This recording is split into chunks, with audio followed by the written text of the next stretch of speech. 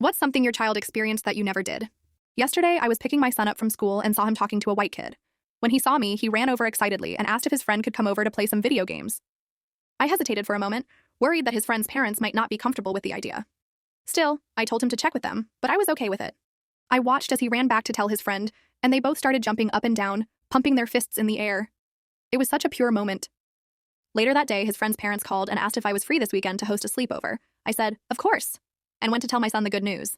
I watched as he immediately started cleaning his room, wanting the place to look good for his new friend. And in that moment, I couldn't help but think about how strange this all felt to me. When I was his age, I didn't have many white friends.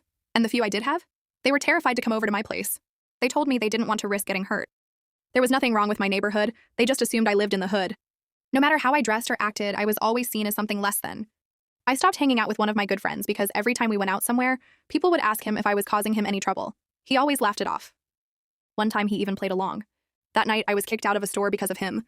I've been terrified that my son would be treated the same way. But now here he is, with a friend who wants to come over and just hang out.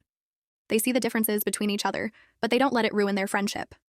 And for the first time in a long time, I feel hope.